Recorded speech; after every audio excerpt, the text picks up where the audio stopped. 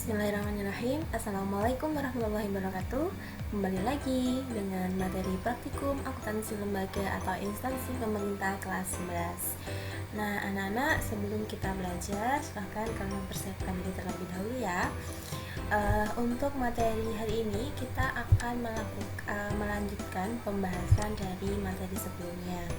Materi sebelumnya kita sudah membahas terkait dengan apa pengertian dari akuntansi, apa perbedaan antara akuntansi lembaga atau akuntansi pemerintah dengan akuntansi yang biasa kita lakukan atau kita pelajari.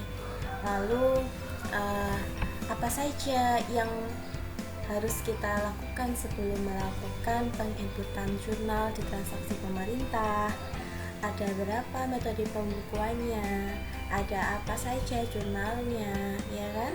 Lalu sistem pencatatannya pakai sistem akrual dan cash basic itu yang seperti apa dan sebagainya.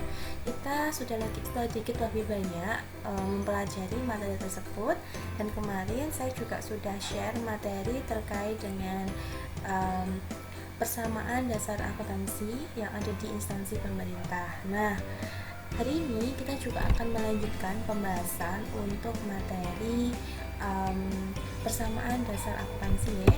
Oke. Nah, sebenarnya apa sih tujuan dari persamaan akuntansi pemerintah? Oke, kita baca dulu ya untuk pengertiannya. Untuk pengertian dari persamaan akuntansi pemerintah adalah seluruh transaksi keuangan pemerintah seperti transaksi penerimaan, pendapatan, dan juga pengeluaran belanja. Transaksi keuangan tersebut dicatat dalam jurnal dan dibukukan ke dalam akun atau buku besar. Untuk PDA, persamaan dasar akuntansi di pemerintah, dan juga persamaan dasar akuntansi yang ada di instansi swasta atau perusahaan swasta, sebenarnya sama aja rumusnya seperti yang sudah kalian pelajari dulu ketika kalian belajar akuntansi dasar untuk perusahaan swasta, yaitu aset sama dengan diperoleh dari kewajiban atau liabilities ditambah dengan ekuitas atau modal. Oke, itu sama. Cuma yang membedakan di sini adalah jenis-jenisnya atau bagian-bagiannya. Misal, untuk aset di sini ada kas piutang, persediaan, aset tetap. Nah, untuk kas sendiri banyak. Kalau di instansi swasta kalian hanya mengenal kas di tangan atau cash on hand atau petty cash, dan juga ada cash in bank, ya kan? Tapi kalau di instansi pemerintah kalian akan menemukan berbagai macam kas yang ada, seperti, dan pengelompokannya biasanya berdasarkan fungsi dan siapa pemegangnya. Misal ada kas di kas daerah, ada kas di bendahara penerimaan, ada kas di bendahara pengeluaran, ada kas di bagian apa kayak gitu. Jadi pemberian namanya atau labelnya atau akunnya itu tergantung kebijakan dari masing-masing pemerintah dan sesuai dengan tugas atau tupoksinya gitu. Nah, kewajiban sebut juga seperti itu, ada kewajiban jangka pendek dan juga ada kewajiban jangka panjang. Nah, untuk ekuitas sendiri itu pasti berasal dari pendapatan dan juga beban. Jadi itu ya yang perlu kalian perhatikan sebelum kalian melakukan pencatatan untuk materi persamaan dasar akuntansi. Oke ya, kita lanjutkan. Nah, jadi apa sih sebenarnya aset? Aset merupakan sumber ekonomis yang dikuasai oleh pemerintah daerah dan diharapkan memberikan kebermanfaatan yang akan datang. Jadi aset itu adalah segala sesuatu yang kalian miliki, baik dari modalmu sendiri ataupun dari kalian pinjam dari orang lain. Sedangkan apa kewajiban? Kewajiban adalah hutang yang timbul dari peristiwa masa lalu yang penyelesaiannya mengakibatkan aliran keluar sumber daya ekonomi pemerintah daerah yang akan datang. Jadi, kalau aset tadi seluruh kekayaan yang kalian miliki, baik yang kalian peroleh dengan cara menanam modal kalian dan juga ditambahkan dengan segala yang kalian pinjam dari orang lain, itu namanya aset. Sedangkan kalau kewajiban itu adalah utang atau hal yang harus kalian bayar kembali di masa yang akan datang, dan itu akan mempengaruhi atau menyebabkan aliran keluar, atau istilahnya ngomong kasmu akan berkurang gitu. Sedangkan ekuitas itu merupakan kekayaan bersih daerah yang merupakan selisih antara aset dan kewajiban pemerintah. Nah, ekuitas itu apa? Ekuitas itu adalah selisih ya, atau kekayaan yang dimiliki oleh pemerintah, kekayaan bersih yang dimiliki oleh pemerintah yang merupakan selisih dari seluruh kekayaanmu atau asetmu dikurangkan dengan utang yang kalian miliki atau kewajiban yang kalian miliki. Oke, enak ya untuk membedakan dari keduanya, mudah sekali kan? Oke, jadi itu perbedaan dari aset, kewajiban, dan ekuitas. Saya yakin kalian semua sudah paham lah, karena sudah mempelajari sebelumnya. Oke, selanjutnya ada pendapatan. Nah, apa sih sebenarnya pendapatan? Pendapatan merupakan seluruh penerimaan yang dimiliki oleh pemerintah yang tidak perlu dan menambah ekuitas dan tidak perlu dibayar kembali. Tuh. Jadi ciri pendapatan adalah seluruh penerimaan yang menambah ekuitas dan tidak perlu dibayar kembali, itu pendapatan. Sedangkan untuk belanja adalah seluruh pengeluaran yang mengurangi ekuitas dan tidak dapat diterima kembali, itu namanya belanja.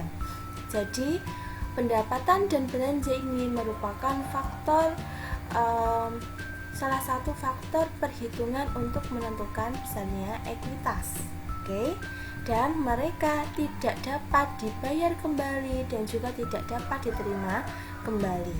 Sedangkan pembiayaan, nah kalau di entitas pemerintah kita akan mengenal satu lagi istilah, yaitu namanya pembiayaan. Kalau di instansi swasta kan tidak ada yang namanya pembiayaan. Nah, yang membedakan akun-akun khususnya yaitu ada akun pembiayaan untuk instansi pemerintah. Nah, kalau pembiayaan apa, Miss? Pembiayaan adalah seluruh penerimaan dan juga pengeluaran yang perlu dibayar kembali dan atau akan diterima kembali pada tahun anggaran berikutnya. Tuh, jadi ketika kita memperoleh pembiayaan, kalau kita menerima uang dan perlu kita bayar kembali pada periode yang akan datang, ya, berarti itu namanya penerimaan pembiayaan. Sedangkan kalau kita mengeluarkan uang, dan kita akan menerimanya kembali, itu namanya pengeluaran pembiayaan. Itu ya. Jadi hati-hati untuk membedakannya. Nah di sini juga ada hukum debit dan juga kredit yang perlu kalian perhatikan terkait dengan beberapa nama-nama akun penting yang biasanya sering muncul di instansi atau transaksi pemerintah. Yang pertama ada akun aset, ya. Aset seperti biasa, jika dia bertambah maka saldo normalnya adalah debit, Jika dia berkurang maka di sebelah kredit, Kewajiban, jika dia bertambah saldo normalnya adalah kredit, berkurangnya debit. Ekuitas juga demikian. Nah, Miss, itu kok ada dua, ada pendapatan LO dan juga ada pendapatan LRA. Pendapatan LO adalah pendapatan laporan operasional, sedangkan pendapatan LRA merupakan pendapatan yang berasal dari laporan realisasi anggaran. Maksudnya gimana? Pendapatan LO ini terjadi ketika dia berasal dari transaksi yang berhubungan dengan transaksi accrual, atau biasanya diperoleh dari transaksi atau jurnal LO. Kemarin kita sudah membahas ya, ada jurnal LO, ada jurnal LRA. Oke, bisa dipahami ya sampai sini. Sedangkan untuk pendapatan LRA, dia berasal dari transaksi yang ada hubungannya dengan cash basic, yaitu mengeluarkan uang atau menerima uang kas secara langsung. Tuh. Jadi kalau pendapatan LRA berarti diperoleh dari transaksi penerimaan uang kas. Oke. Kalau pendapatan LO itu transaksi yang dia akan menerima, belum diterima uangnya tapi akan diterima. Jadi ranahnya beda. Inilah yang membedakan antara pencatatan akuntansi di entitas swasta dan juga pencatatan akuntansi yang ada di instansi pemerintah. Oke, Miss, itu kok ada beban dan juga belanja, apakah mereka tidak sama? Betul sekali, tidak sama ya. Kalau beban dia akan menambah manfaat, kalau belanja dia adalah yang benar-benar sudah terrealisasi dikeluarkan. Jadi belanja itu gandengannya adalah LRA. Jadi kalau pendapatan LRA gandengannya ketika kalian memperoleh uang kas. Oke ya, bisa dipahami ya. Ketika kalian memperoleh uang kas, kalau belanja itu ketika kalian mengeluarkan uang kas. Oke. Sedangkan beban itu yang belum benar-benar terjadi dikeluarkan. Misal seperti ini, misal kita coba pendapatan LO dulu ya. Pemerintah kota ABC akan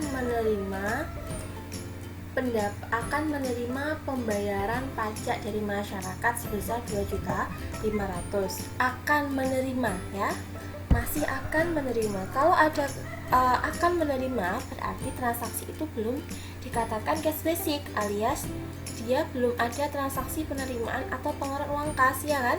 Kalau ada seperti itu berarti kita harus mengakuinya pendapatan LO, tidak bisa kita mengakui bahwa kas kita bertambah. Oke. Nah, sedangkan ada transaksi ini lagi. Pemerintah menerima pembayaran dari masyarakat sebesar 2.500.000. Nah, ketika pemerintah menerima, secara otomatis pemerintah sudah menerima uang kas, uang pembayaran pajak dari masyarakat. Secara otomatis kas di pemerintah akan bertambah. Berarti kita mengakuinya di pendapatan LRA gitu nih. Jadi ada dua pencatatan kalau ada transaksi cash basic di jurnal LO dan juga jurnal LRA. Oke. Ini untuk hukum debit dan kredit, silahkan kalian hafalkan untuk posisi dan juga saldo namanya dari aset hingga estimasi perubahan SAL. Oke. Berdasarkan SAP berbasis akrual, berikut pos-pos yang ada di dalam laporan keuangan pemerintah. Ada aset, kewajiban, ekuitas, pendapatan LRA, belanja, transfer, pembiayaan, silpa atau SIPA, pendapatan LO, beban dan juga defisit atau surplus LO. Nah, kemarin kalau tidak salah ada dari beberapa kalian itu menanyakan, Miss, apa sih dimaksud dengan surplus atau defisit? Oke. Surplus atau defisit itu merupakan istilah kerennya, yaitu laba rugi ya. Kalau di akuntansi swasta kita kenalnya yaitu laporan laba rugi, tetapi kalau di sini itu kenalnya adalah surplus atau defisit. Surplus itu terjadi ketika terdapat pendapatan lebih besar daripada pengeluaran ataupun beban atau pengeluaran ya. Defisit itu terjadi jika bebanmu lebih besar daripada pendapatanmu gitu. Jadi sama halnya tadi ada pendapatan LO, ada pendapatan LRA, ada beban dan juga ada belanja. Sama halnya dengan surplus dan defisit. Surplus atau defisit itu juga ada surplus atau defisit LO dan juga surplus atau defisit LRA.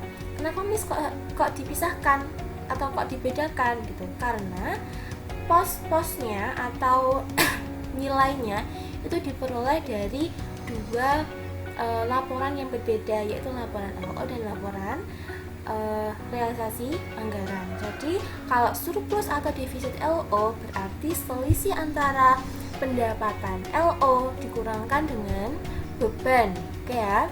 Sedangkan kalau surplus atau defisit LRA itu selisih antara pendapatan LRA dikurangkan dengan belanja. Ngerti ya, bisa dipahami ya. Oke. Jadi kalau surplus terjadi karena penerimaan atau pendapatanmu lebih besar daripada belanjamu, sedangkan defisit terjadi karena belanja atau bebanmu lebih besar daripada pendapatanmu. Oke, kita lanjutkan. Ini persamaan akuntansi bisa dilihat ya, neraca tadi berasal dari aset sama dengan kewajiban tambah ekuitas. Laporan operasional surplus atau defisit dikurangi dengan LO sama dengan pendapatan dikurangi LO dikurangi beban. Jadi maksudnya apa? Surplus atau defisit dan LO itu berasal dari pendapatan LO dikurangkan dengan LO dikurangkan dengan beban-beban yang ada. Sedangkan untuk laporan perubahan ekuitas itu atau ekuitas akhir namanya, bisa dihitung dari ekuitas awal ditambah dengan pendapatan dikurangi LO dikurangi dengan beban atau surplus atau defisit kalian gitu. Oke. Nah, selanjutnya untuk laporan arus kas, kalau di akuntansi swasta atau perusahaan yang sudah kalian pelajari sebelumnya di akuntansi biasa ya, untuk laporan arus kas dia hanya ada aktivitas operasi, investasi, dan juga pembiayaan. Namun, untuk laporan arus kas yang ada di laporan keuangan pemerintah, dia ada penambahan aktivitas transitoris. Nah, ini nanti akan kita bahas lebih lanjut ketika kita sudah membahas laporan keuangan pemerintah. Oke. Selanjutnya untuk laporan realisasi anggaran. Oke, jadi ada laporan operasional, ada laporan realisasi anggaran. Nah, tadi ada jurnal LO atau jurnal LO, laporan operasional, dan jurnal LRA. Nah, tujuan atau muara akhirnya ke sini nih, Cah. Kalau jurnal LO muara akhirnya adalah laporan operasional, kalau jurnal LRA muara akhirnya adalah laporan realisasi anggaran. Bisa dipahami ya? Di pendapatan dikurangi LRA sama dengan belanja ditambah transfer dan penerimaan pembiayaan dikurangi dengan pengeluaran pembiayaan tambah silpa atau SIPA.